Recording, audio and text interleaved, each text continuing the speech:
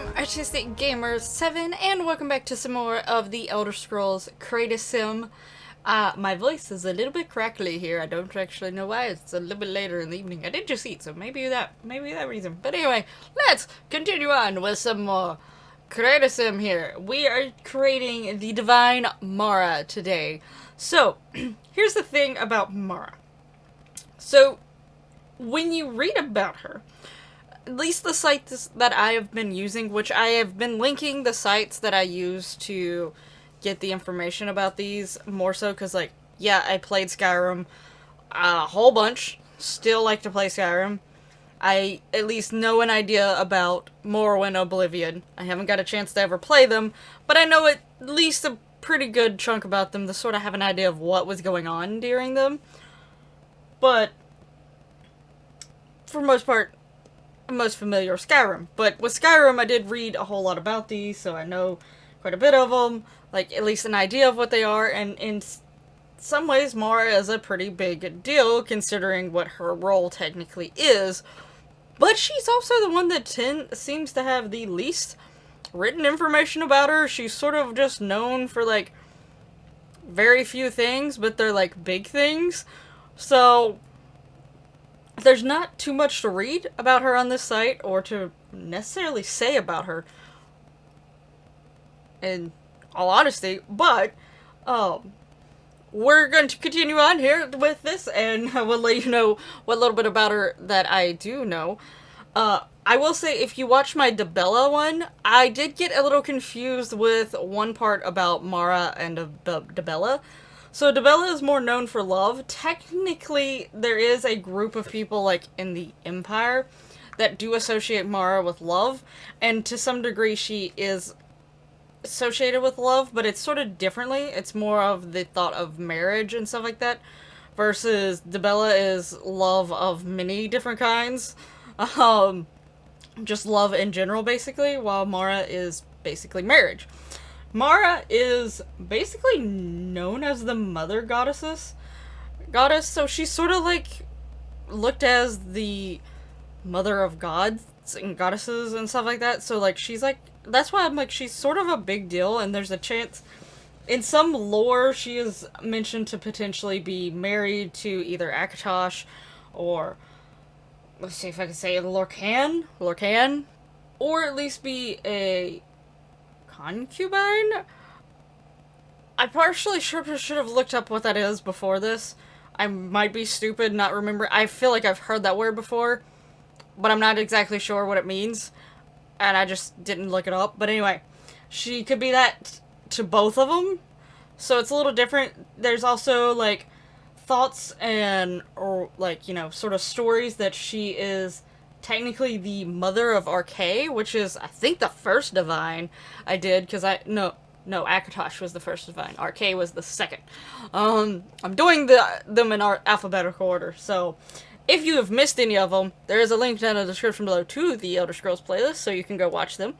But, continue on with Mara here. There is a, like, you know, story that she particularly is, like, the mother of RK, and the story behind that is, like, she actually transformed RK from an ordinary shopkeeper into a god, and, like, all this stuff. So, and I will say the interesting thing with these gods, like, she doesn't have a lot about her, but just even that a bit, it's like, it's believed that she may be the mother.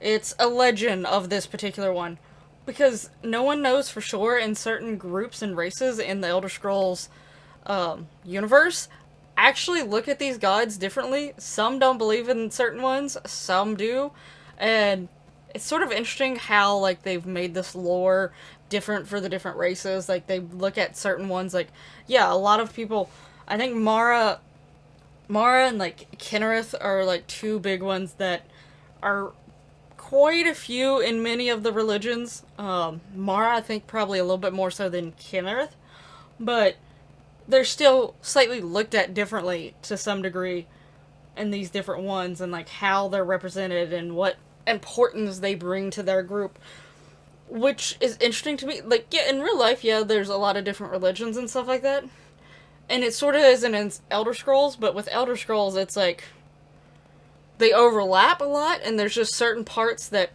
one has that the other one also has, or like it's slightly I don't know. It's just a lot of the same but different. And it's interesting how like these different groups could all look at this one divine and be like, yeah, we believe in this divine, but all through, like, let's say there's 7 groups that believe in this divine. Every single one of those 7 groups may look at that divine differently. And that is interesting. They all will admit to believing that they are real and there, but they're like, but some of them aren't looking at it right.